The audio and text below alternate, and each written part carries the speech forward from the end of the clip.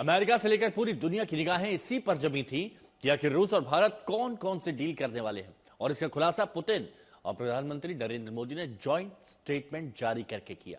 इस दौरान पुतिन ने ऐलान किया और कहा कि रूस अपने दोस्त भारत को बिना रोक टोक तेल की सप्लाई करता रहेगा। भारत को पहले की तरह सेल्फ डिफेंस के लिए हथियार भी मिलते रहेंगे।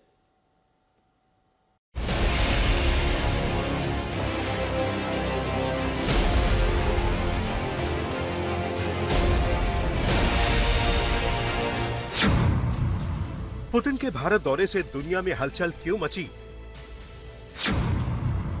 क्यों डोनाल्ड ट्रंप ने मोदी पुतिन की एक एक डील पर नजर गड़ाई? भारत रूस के बीच कौन कौन सी डील हुई? किस डील से क्या फायदा है? कैसे पुतिन ने डोनाल्ड ट्रंप के सारे प्लान पर पानी फेर दिया? कारोबार और हथियार, पुतिन ने दिखाई भारत से दोस्ती की धार। यूक्रेन से हर दिन तेज होते युद्ध के बीच, नाटो देशों से हर रोज बढ़ती रूस की दुश्मनी के बीच, दुनिया भर में ठसक दिखाते डोनाल्ड ट्रंप के टैरिफ वॉर के बीच, दुनिया में नए वर्ल्ड ऑर्डर की दस्तक के बीच, रूस के राष्ट्रपति व्लादिमीर पुतिन के भारत दौरे के मायने क्या है, ये अमेरिका से लेकर दुनिया के सभी देश समझ रहे हैं। फिर पुतिन भारत आते हैं, पीएम मोदी और भारत से अपनी जिगरी दोस्ती का इजहार और इकरार दोनों करते हैं और दुनिया को चौंकाने वाली डील भी सील करते हैं। भारत और रूस के बीच साझा बयान में पुतिन जब ये कहते हैं कि रूस भारत को तेल देता रहेगा, तो समझ लीजिए ये कहना सीधे सीधे डोनाल्ड ट्रंप को करारा जवाब है, क्योंकि जिस रूसी तेल खरीद को लेकर अमेरिका लगातार भारत पर टैरिफ और प्रतिबंधों का दबाव बना रहा था, उस पर रूसी राष्ट्रपति व्लादिमीर पुतिन ने संयुक्त बयान में बेबाक रुख अपनाया।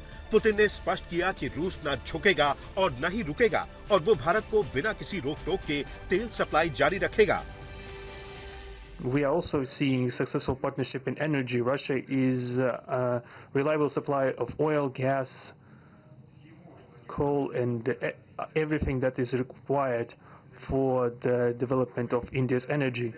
We are ready to continue uninterrupted shipments of fuel for the fast-growing Indian economy. फिर पुतिन दुनिया को ये बताते हैं कि भारत और रूस का बिजनेस एक साल में 12% बढ़ा है और ये अपने आप में एक नया रिकॉर्ड है। पुतिन ने ये भी कहा कि ये आंकड़ा अलग अलग सोर्स में थोड़ा अलग दिख सकता है, लेकिन ये औसतन 64 बिलियन अमेरिकी डॉलर का है। Last year, our bilateral trade turnover has grown by 12%, setting another record. According to different data, this number may look different, but it is generally around 64 billion US dollars. Currently, we are forecasting that the results of this year will remain at the same impressive level. At the same time, as I perceive it, we are up to the task of getting this number to the level of $100 billion. Bharat के साथ कारोबार को लेकर Putin का ये जवाब सीधे Donald Trump के लिए है। जब अमेरिकी राष्ट्रपति ने करीब 4 महीने पहले कहा था कि भारत और रूस की डेड इकोनॉमी है, डोनाल्ड ट्रंप ने यह भी कहा था कि भारत और रूस अपनी अर्थव्यवस्था को साथ ले डूबे, मुझे क्या। यकीनन पुतिन का जवाब डोनाल्ड ट्रंप तक पहुंच गया होगा। रूस से भारत के आयात का लगभग 76% हिस्सा कच्चा तेल ही है। अगर दूसरे तेल और कोयले को जोड़ लिया जाए तो ये 85% तक चला जाता है। भारत से रूस दवाइयां, फाइन केमिकल्स, कपड़े, चाय, कॉफी, चावल, मसाले वगैरह मंगवाता है। सिर्फ कारोबार ही नहीं, बल्कि पुतिन ने हथियारों पर भी भारत के साथ अपनी कमिटमेंट कर दी है। जी हां, दुनिया के सामने पुतिन ने यह भी कहा कि भारत को पहले की तरह सेल्फ डिफेंस के लिए हथियार भी मिलते रहेंगे। Our country, for the last half a century, has been helping to arm and modernize the Indian Army, including the air defense forces, aviation, and the Navy. In general, we are undoubtedly satisfied with the results of the negotiation we just had. I can express my confidence that the current visit and the agreements reached will help the further deepening of the Russian-Indian strategic partnership for the benefit of our countries and the people. आपको बता दें कि रूस और भारत मिलकर भारत में सबसे बड़ा न्यूक्लियर पावर प्लांट भी बना रहे हैं। ये भारत के ही नहीं, बल्कि एशिया के सबसे बड़े न्यूक्लियर प्रोजेक्ट्स में से एक है। इस प्लांट में कुल 6 रिएक्टर बनाए जा रहे हैं।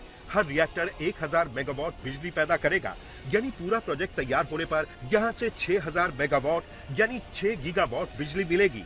ये प्रोजेक्ट क्यों खास है, ये भी जान लीजिए। इससे भारत को क्लीन एनर्जी मिलेगी, कोयले पर निर्भरता कम होगी, दक्षिण भारत के राज्यों में बिजली की उपलब्धता बढ़ेगी। और अब आपको दिखाते हैं कि भारत और रूस के बीच कौन कौन से समझौते हुए हैं। भारत और रूस के बीच 2030 तक के लिए इकोनॉमिक कोऑपरेशन प्रोग्राम पर सहमति बनी है। भारत के कामगारों के रूस जाकर काम करने पर सहमति बनी है। व्यापार और निवेश को डाइवर्सिफाइड, बैलेंस्ड और सस्टेनेबल बनाने पर जोर दिया गया है। इंडिया रशिया बिजनेस फोरम से व्यापारिक संबंधों को नई रफ्तार मिल सकती है। यूरेशियन इकोनॉमिक यूनियन के साथ FTA को जल्द से जल्द पूरा करने पर सहमति बनी है। कृषि और फर्टिलाइजर्स में करीबी सहयोग पर डील हुई है। इसके तहत दोनों देश मिलकर यूरिया बनाएंगे। INSTC नॉर्दर्न सी रूट और चेन्नई व्लादिवोस्तोक कॉरिडोर पर तेजी से काम करने पर सहमति बनी है। शिप बिल्डिंग में सहयोग से मेक इन इंडिया को बढ़ावा दिया जाने, रोजगार और स्किल डेवलपमेंट में इजाफे की मंजूरी मिली है।